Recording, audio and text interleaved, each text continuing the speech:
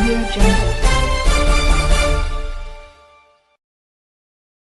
Akhil Bharatiya Congress committee के सचिव रामकृष्ण ओझा ने नेशनल हेराल्ड मामले में कोर्ट के आए निर्णय के बाद प्रधानमंत्री नरेंद्र मोदी और केंद्रीय गृह मंत्री अमित शाह से इस्तीफा की मांग की है।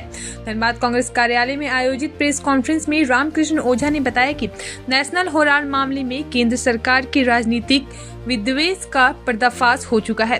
कोर्ट ने बता दिया है कि इस केस में कोई तथ्य नहीं है, गलत सबूत पेश किए गए हैं। उन्होंने कहा कि केंद्र भाजपा सरकार नरेंद्र मोदी अमित शाह ने गांधी परिवार को बदनाम करने की साजिश रची थी।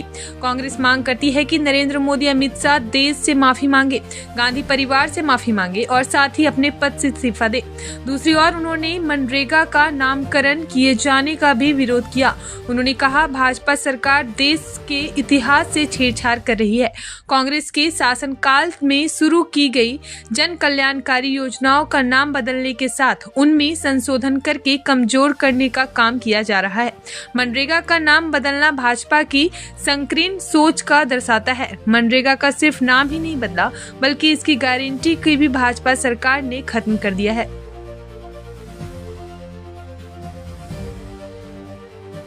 में उपस्थित है, जिस तरह से हेराल्ड केस के अंदर गांधी परिवार को बदनाम करने का काम इस भाजपा की सरकार ने किया है, मोदी जी ने किया है, अमित शाह जी ने किया है, उसका पर्दाफाश कोर्ट ने कर दिया है।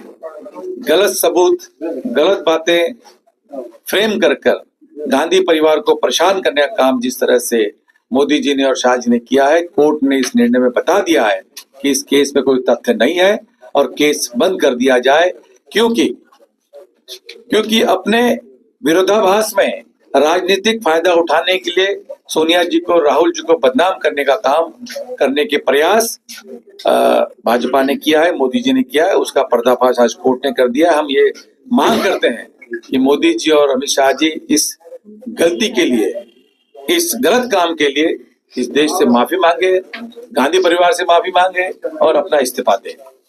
दूसरी बात मैं ये कहना चाहता हूं कि जिस तरह से लोकसभा के अंदर में बहुत ही जल्दबाजी के अंदर में मनरेगा का जो विधेयक है, उन्होंने नया विधेयक लाके, नया कानून लाके पास करने का काम जो किया है, उसका हम निषेध करते हैं। कांग्रेस का पार्टी उसका पुरजोर विरोध करती है। जो मनरेगा जनता के लिए, जो मनरेगा गरीब जनता के लिए, जो मनरेगा गरीब मजदूरों के लिए एक रोजी रोटी चलाने का काम था, जिस व्यक्ति के पास काम नहीं है उसके लिए कानून बनाया गया था कि जो व्यक्ति काम नहीं है, जिसके पास वो काम की मांग करे और 15 दिन के अंदर कांग्रेस भाजपा केंद्र की सरकार उसको काम की व्यवस्था करे।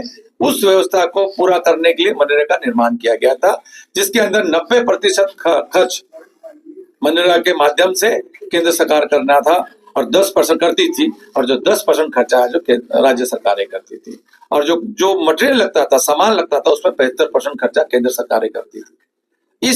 इसको निर्णय लेने की जो पावर दिए गए थे, अधिकार दिया गया था कि कहाँ काम कराना है, कैसे काम करना है, ये परिवार अधिकार ग्राम सभा को दिया गया था।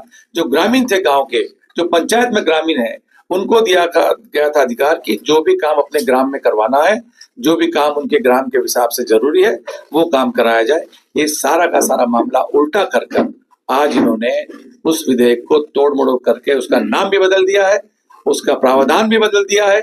उसके अंदर जो सरकार की तरफ से 90% आने थे, उसमें उन्होंने 40% राज्य सरकारों से मांगे हैं, 60% खुद देने वाले हैं केंद्र सरकार, और 40% मांगते हुए उन्होंने कोई भी राज्य सरकारों से बातचीत नहीं की है। ये इतना सारा पैसा कहाँ से आएगा, कैसे आएगा, ये कोई भी प्रावधान उसमें किया नहीं गया है। ग्राम सभा के अधिकार निकाल दिए गए हैं। ग्राम सभा इसमें कोई भी अपने जो काम करने हैं वो करवा नहीं सकती है।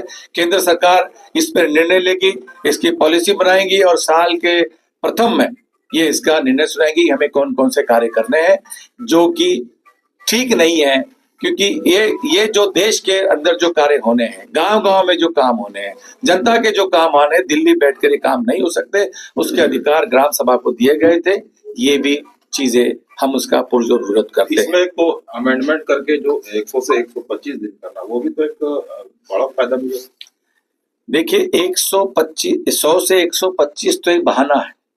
महात्मा गांधी जी का नाम हटाना भी मैं समझता हूँ एक बहाना है। असली खेल तो भ्रष्टाचार करना है, लोग से उनके अधिकार छीनना है। आप ये समझ लीजिए कि जब ग्राम सभा का अधिकार ही निकल गया, ग्राम सभा का अगर अधिकार ही निकल गया है तो काम कौन देगा? काम तो वो देंगे, और किसको देंगे, किस राज्य सरकार को देंगे, तो फैसला उनके हाथ में है। अगर राज्य सरकार के पास पूरा पैसा केंद्र सरकार देती है, काम देती है, तो राज्य सरकार है पूरा उसको पूरी तरह से क्रियान्वित करेगी।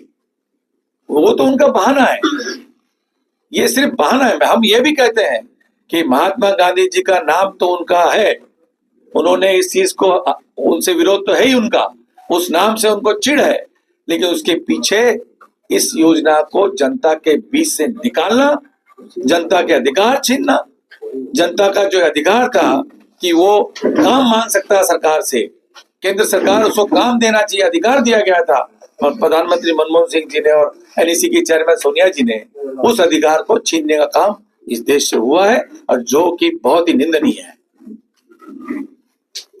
कांग्रेस कोई आंदोलन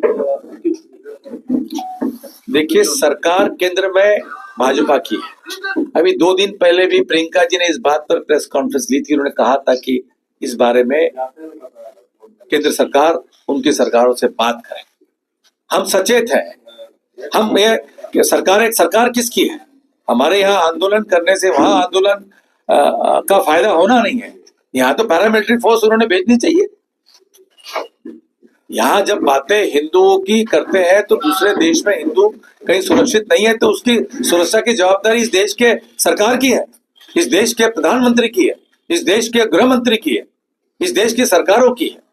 ये उनका काम है। हमने अपनी डिमांड रख दी है, 2 दिन पहले प्रेस कॉन्फ्रेंस रख के हमने बताया भी है कि ये चीज पे ध्यान दिया जाए।